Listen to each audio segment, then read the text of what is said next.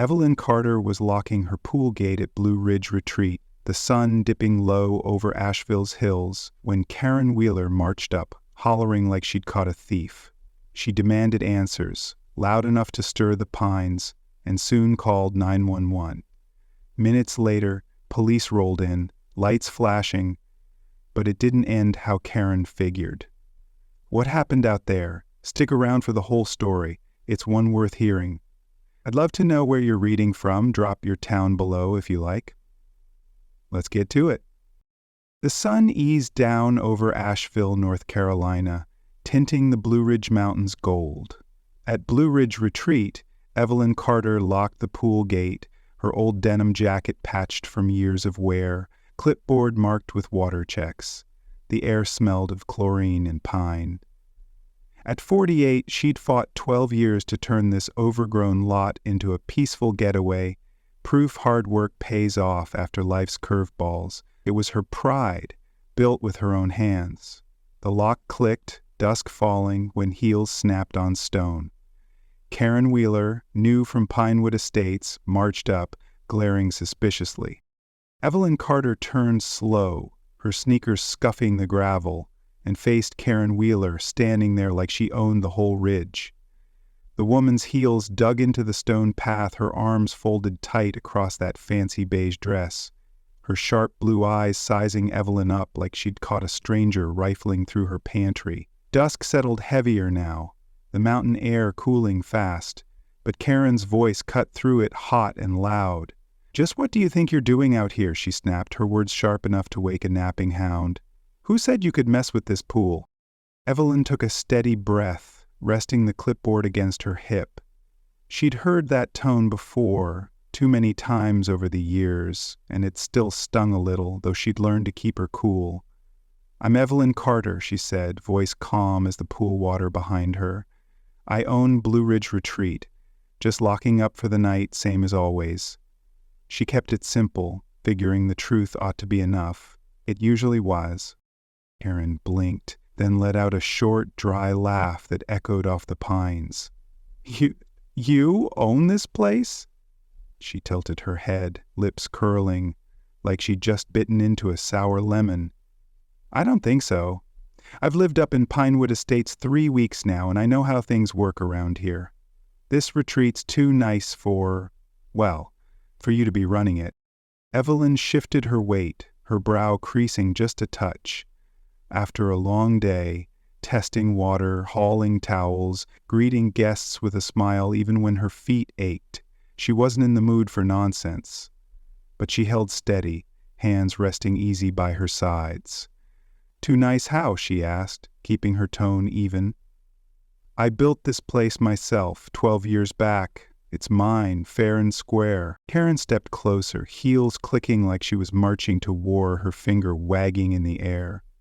"Oh, please. I've walked by here plenty, seen the fancy cars, the folks sipping wine on those porches. The owner of a spot like this doesn't stand around in a beat-up jacket fiddling with locks and water bottles. They've got people for that kind of thing." Her voice climbed higher, bouncing off the bungalow walls. "You're not fooling me, honey. I know who fits a place like this, and it ain't you." Evelyn's jaw tightened, but she didn't flinch. She'd faced doubters before, bankers who'd smirked, contractors who'd ghosted, neighbors who'd whispered when she first broke ground. She'd outlasted them all. "If you know the owner so well," she said, slow and firm, "what's their name? Go on, tell me." Her dark eyes locked on Karen's, steady as the mountain ridge behind her. Karen thrust her chin up, cheeks flushing pink under the fading light. "I don't need to know a name. I can tell just by looking," she barked, her hands slapping her hips. "This retreat's got class, real style. The owner's supposed to be someone polished, shaking hands with big shots, not out here doing grunt work in some old clothes." She waved a hand at Evelyn's jacket, her nose wrinkling like she'd smelled spoiled milk. "You look more like a janitor than a boss, and I'm not buying your story for a minute." Eveline exhaled through her nose, crossing her arms slow, the clipboard pressing into her ribs. "A janitor, huh? That what you see?" Her voice stayed low, but there was a steel in it now, forged from years of proving herself. I don't just own this place, I keep it running. Every bolt, every tile, every guest who walks through that gate. I've earned it. You think owners don't roll up their sleeves? Karen snorted, loud and sharp. Not the real ones. They hire folks for the dirty stuff. You're out here alone, this late, poking around a pool like you're up to no good. Her voice rose, shrill enough to stir a guest or two peeking from their bungalow windows. I've lived plenty of places. I know how it works. People like you don't own fancy retreats like this. You're spinning a tale and I'm not swallowing it. People like me? Evelyn echoed, standing a little taller, her broad frame filling the space without trying. She'd heard that line too often, back when she was the only black face at bank meetings, when folks assumed she was the help at her own ribbon cutting. What's that mean, exactly? Say it plain. Karen's face went redder, but she didn't back down, her words spilling out fast and messy. You know what I mean. Look at you, old jacket, hands all grubby from that pool water. Real owners have a certain presence, okay? They don't look like they just climbed out of a ditch. She jabbed a finger toward Evelyn, her voice cracking with certainty. I'm not some fool you can trick. I've got eyes, and I see right through you. Evelyn shook her head, a faint frown tugging at her lips. She was tired, bone-tired after a day that started at dawn, but she'd faced worse than this and come out standing. Nobody's tricking you, she said, calm as ever. This is my land, my work. Believe it or don't. That's on you. She turned half away, ready to grab her bag and let it lie, but Karen wasn't done. No, you don't get off that easy, Karen snapped, stomping closer, her heels grinding the stone. I've got a duty to keep this area safe, safe from folks pretending they belong where they don't. She yanked her phone from her purse, holding it up like a badge of honor. You want to play this game? Fine. I'm calling the police right now. If you're really the owner, you won't mind proving it to them, will you? Her thumb hovered over the screen, eyes glinting with a smug kind of fury. I'll stand right here and watch 'em sort you out. Evelyn stayed put, arms still crossed, her face steady as the mountains looming behind her. Go ahead, she said, voice low and unshaken. I've got nothing to hide. She'd been through enough in life. Lost jobs, tight budgets, hard winters. To know truth didn't need shouting. It just needed time.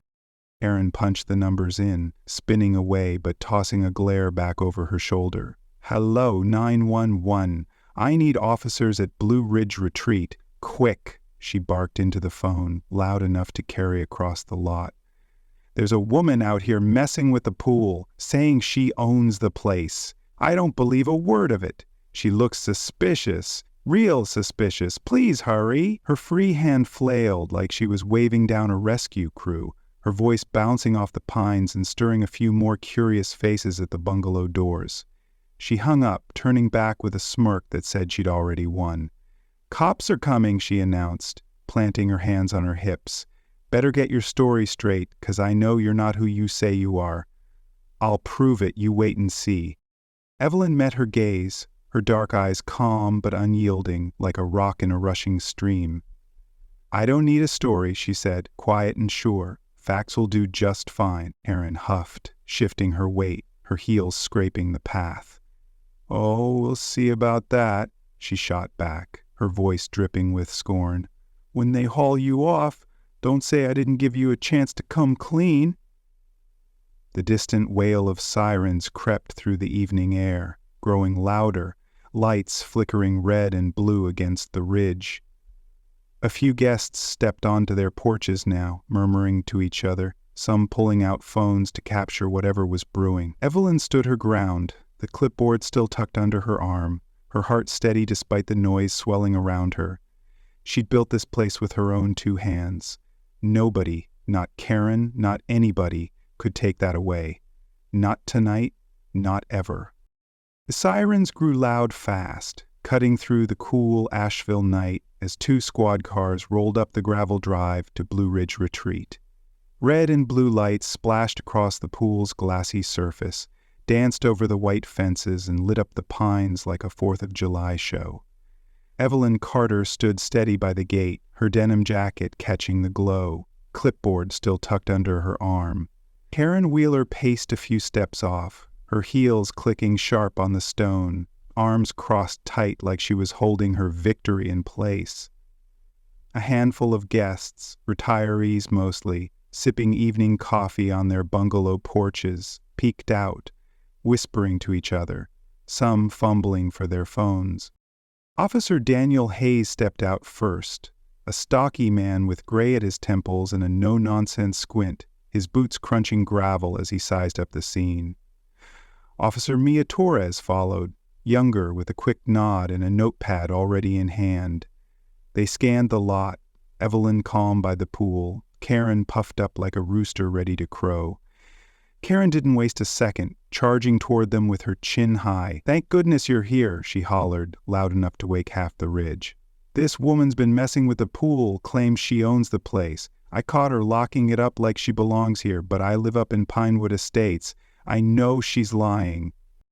Evelyn let out a slow breath, her dark eyes steady on the officers. She'd faced skeptics before, folks who couldn't see past her worn jacket to the years she'd poured into this land. "I'm Evelyn Carter," she said, voice even as the mountain breeze. "This is my retreat, Blue Ridge Retreat.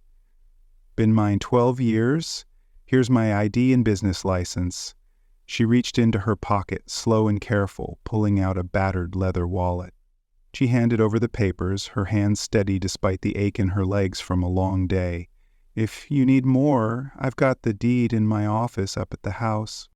Officer Hayes took the papers, his flashlight beam flicking over them, his fingers flipping pages with a practiced ease. Karen stomped closer, her voice climbing higher. "Don't let her fool you," she snapped, pointing at Evelyn like she was a stray dog. "She's not the owner. I'd know if she was. Look at her. Old clothes, poking around out here alone. Owners don't do that. They've got staff. She's up to something, mark my words." Officer Torres glanced up from the papers, her brow lifting just a touch. "Evelyn Carter?" she said, a grin tugging at her lips. "You're the one who baked those pecan pies for the Asheville Fall Fair last year, right? My abuela wouldn't stop talking about 'em. Best she ever had." She handed the license to Hayes, who nodded slow, his stern face softening a bit. "Yeah, that fits," he said, passing the papers back to Evelyn. "My folks stayed here last summer, raved about the pool and how quiet it was." "You're the real deal, Mrs. Carter." Karen's jaw dropped, her face turning a hot shade of red under the flashing lights. "No," she shouted, her voice cracking like dry wood. "You're wrong. Both of you. She can't own this place. I live here. I'd know. She probably faked those papers or swiped 'em from somebody." She jabbed a finger at Evelyn, her bun wobbling as she shook her head. "Look at her. Does she look like she runs a fancy retreat? I'm telling you she's a fraud." Evelyn crossed her arms, her gaze locking on Karen's.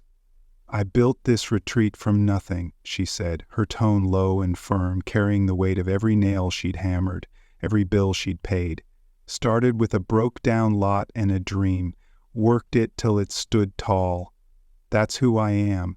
You don't believe it? That's your problem, not mine." She turned to Officer Hayes, nodding once. "If you need the deed or tax records, I'll fetch 'em. Everything's square." Karen's hands flailed, her voice hitting a pitch that rattled the porch railings. "Tax records. Oh, don't you try that with me," she yelled, spinning toward the officers. "She's bluffing. Arrest her already. She's got no right to be here. I know who belongs in a place like this, and it's not her."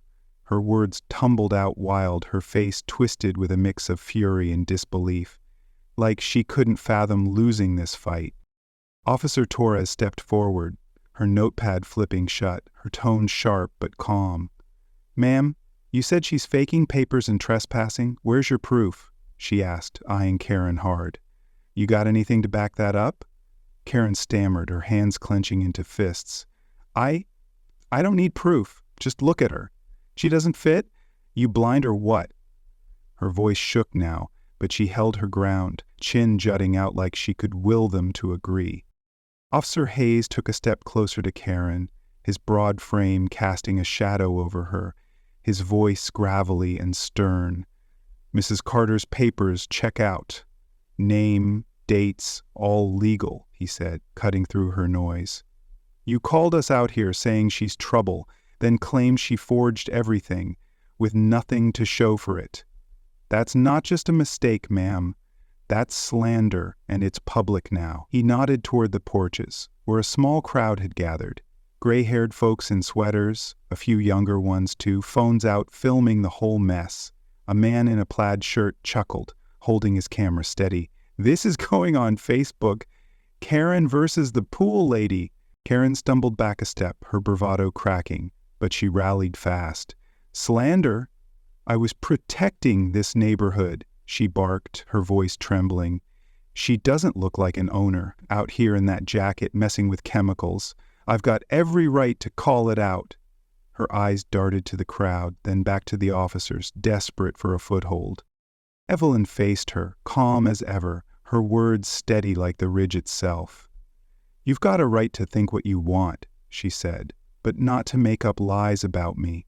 I've worked this land 12 years, fixed pipes, planted flowers, kept folks happy.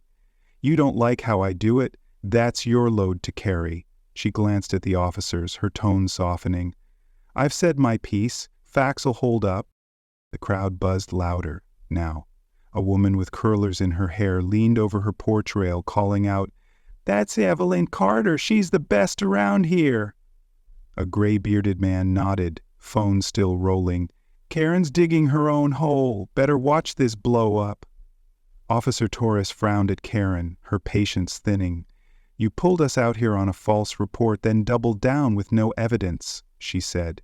"Mrs. Carter could take you to court over this, and she'd win." Karen's face went pale, her hands gripping her purse like a lifeline. "Court? I didn't do anything wrong," she sputtered, spinning toward Evelyn. "You think you've got this, huh? I'll tell everyone up in Pinewood what you're really like." Her voice shook, but her eyes still burned, clinging to her last shred of fight. Evelyn shrugged, her expression unmoved. "Tell him what you want," she said. "Truth doesn't bend just 'cause you don't like it."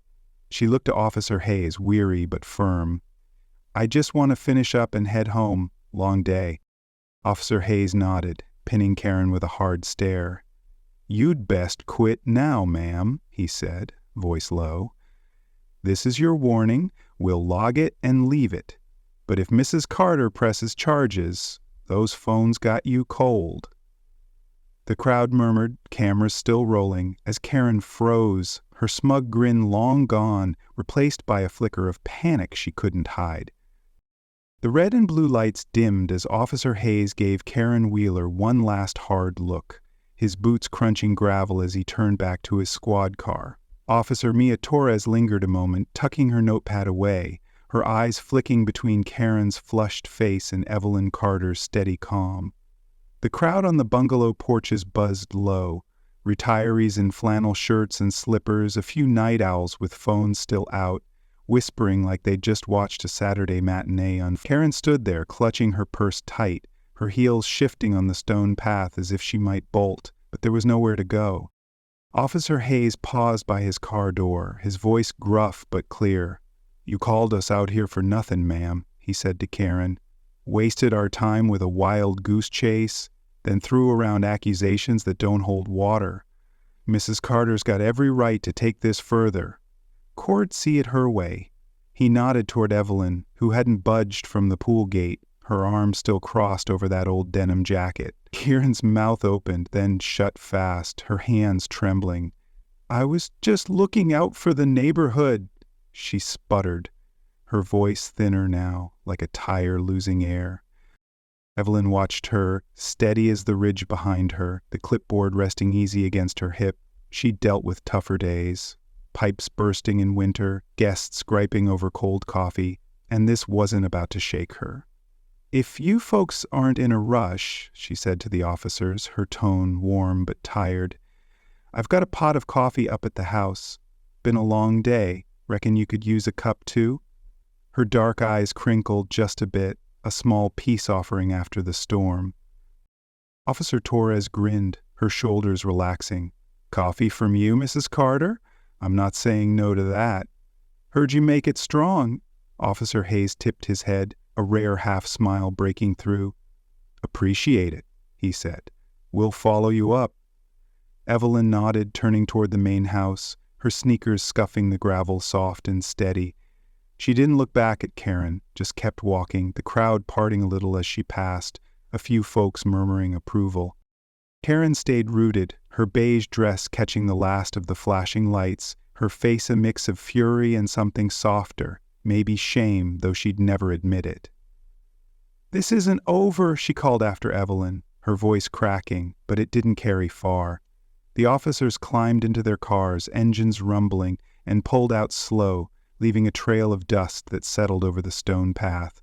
The crowd didn't scatter. Some leaned on porch rails, others huddled closer, phones still rolling. A gray-haired man in a plaid cap chuckled, waving his screen. "This is gold, y'all. Karen versus Evelyn, and I'm betting on the pool lady every time." Evelyn reached the house, flipping on the porch light, its warm glow spilling over the steps. She set the clipboard on a wicker table and headed inside, the screen door creaking shut behind her. The kitchen smelled of wood polish and yesterday's biscuits as she fired up the old coffee pot, the gurgle and hiss cutting through the quiet. Officer Hayes and Torres stepped in a minute later, hats off, settling at the table like they'd stopped by for a neighborly chat. "Smells good already," Torres said, leaning back. "How you keep this place so peaceful with folks like her around?" Evelyn shrugged, pouring 3 mugs, steam curling up in the dim light. "Takes all kinds," she said, sliding the coffee over. "I've dealt with worse. Keeps me on my toes." Hayes took a sip, nodding slow. "You're tougher than most, Mrs. Carter. Sorry you had to go through that tonight." Evelyn gave a small smile, her hands wrapping around her mug. "Comes with the territory," she said. "Folks see what they want to see. Takes time for 'em to catch up." Back outside, Karen shuffled off, her heels dragging now, the crowd's murmurs chasing her down the path. "She's done for," a woman with curlers muttered, shaking her head. "Calling the cops on Evelyn? Dumbest move I've seen in years." A younger guy in a hoodie kept filming, his voice cutting through. "This is hitting the neighborhood Facebook page. Pinewood's gonna eat it up." Karen's shoulders hunched, her earlier strut gone, replaced by a quick, stiff walk toward the hill. She didn't look back, but the whispers followed her like a shadow she couldn't shake. By morning, that video was everywhere, shared across Asheville's local groups, racking up likes and comments faster than a summer storm. "Karen calls cops on retreat, owner gets owned instead," the caption read, and folks piled on. "Evelyn Carter's a gem, Karen's a fool," one wrote. "Been to Blue Ridge Retreat, best spot in town," another added. The retreat's phone started ringing off the hook. Guests booking bungalows, locals asking to shake Evelyn's hand, some just calling to say they'd seen the fuss and picked her side. A few even drove up that next day, snapping pictures by the pool, grinning like they'd met a hometown hero. Karen's big stand had backfired hard, and word spread quick up in Pinewood Estates. Neighbors who'd waved at her yesterday now turned away, their nods tight or gone altogether. She'd rolled into town thinking she'd run the show. 3 weeks in, and she'd lit her own reputation on fire. Evelyn didn't need to lift a finger. The truth did the work, same as always. She poured another coffee that dawn, watching the sun climb over the ridge, and figured the day ahead would be busy, busier than most, but she'd manage. She always had. The next morning broke soft over Asheville, sunlight spilling across the Blue Ridge Mountains and glinting off the pool at Blue Ridge Retreat. Evelyn Carter stepped out of her cabin a mile down the road, her denim jacket swapped for a clean flannel shirt, her boots crunching gravel as she headed to work. The air smelled of pine and fresh dew, and the retreat hummed with early risers. Guests sipping coffee on their bungalow porches, chatting about the ruckus from last night. Evelyn unlocked the gate, her hands steady as ever, and smiled a little. She'd built this place through tougher times than one loud neighbor. She wasn't about to let it rattle her now. Word of Karen Wheeler's showdown spread faster than wildfire through Asheville. By noon, a handful of regulars, folks who'd been coming to the retreat for years, showed up with a surprise. Old Mr. Jenkins, a retired mechanic with a limp and a grin, handed Evelyn a wooden sign, painted by hand in big, bold letters. "Evelyn, Queen of Blue Ridge." His wife Martha beamed beside him, her gray curls bouncing as she clapped. "We figured you deserved it," she said, voice warm. "After that nonsense with Karen, everybody knows who really runs this show." Evelyn took the sign, her throat tightening just a bit, and hung it by the pool gate, right where the sun hit it best. Guests snapped pictures, nodding approval, and she felt the weight of that night start to lift. Business picked up quick after that. The phone rang steady, folks booking weekends, locals dropping by to say they'd seen the video and wanted to support her. A couple from Raleigh drove 2 hours just to shake her hand, saying, "We heard how you stood your ground. Had to see this place for ourselves." By week's end, the retreat was fuller than it'd been in months. The poolside chairs packed with people laughing, sipping sweet tea and asking Evelyn about her pecan pie recipe. She'd answer with a quiet smile, just a little sugar and a lot of patience, and get back to work. Checking water, sweeping paths, keeping things right. It wasn't about the fuss for her, it was about the life she'd built, steady and strong. Up in Pinewood Estates, Karen's world turned the other way. That video, grainy but clear, hit every local Facebook group, racking up shares and shaking heads. "Pool Karen calls cops on wrong lady," folks dubbed it, and the name stuck hard. Neighbors who'd nodded hello a week ago now crossed the street when she passed, their waves gone cold. At the Ingalls market a few days later, she tried explaining herself over a carton of eggs. Voice low, saying, "I was just keeping an eye out, you know." But the cashier, a wiry gal named Sue, cut her off. "Nobody's buying that, Karen," she said, ringing up the sale. "You picked a fight with the wrong one." Kids started whispering "Pool Karen" when she walked by, giggling behind their hands, and the Pinewood Estates Book Club dropped her invite to their next meeting. No explanation, just a polite little note. A local blog ran a piece, "Pool Karen's Big Mistake, Don't Mess with Evelyn Carter," with quotes from guests who'd known Evelyn since the early days. "She's the heart of that retreat," one said. Karen didn't stand a chance. The story bounced around coffee shops and barber shops, turning her into a cautionary tale nobody could dodge. She'd strutted in thinking she'd rule the roost. Now, she was the punchline nobody wanted to claim. Evelyn didn't gloat. She didn't need to. One quiet evening she stood by the pool, the new sign creaking in the breeze, and watched the water ripple under the dusk sky. The sting of Karen's words lingered, sure, but it faded against the hum of voices drifting from the bungalows. Folks happy, comfortable, right where she'd made a home for them.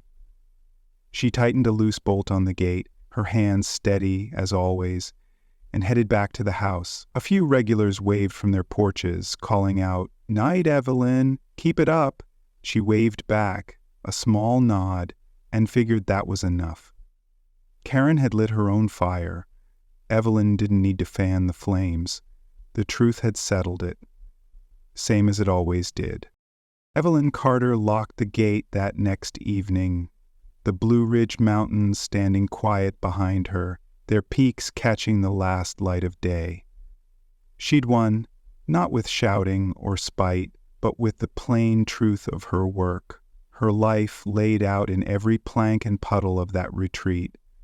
Karen Wheeler lost more than a tussle by the pool. She lost the respect she'd thought she could claim, undone by her own quick tongue and narrow eyes. It wasn't just a spat in Asheville that night. It was a mirror held up to something bigger, something folks over 50 have seen too often in their years, judgment that jumps before it listens. Karen thought she was guarding her corner of the world, keeping it neat and proper in her mind's picture. But all she did was show how small that picture was, how fast she'd pegged Evelyn as less because of an old jacket, a steady hand on a lock, a face that didn't match her idea of fancy.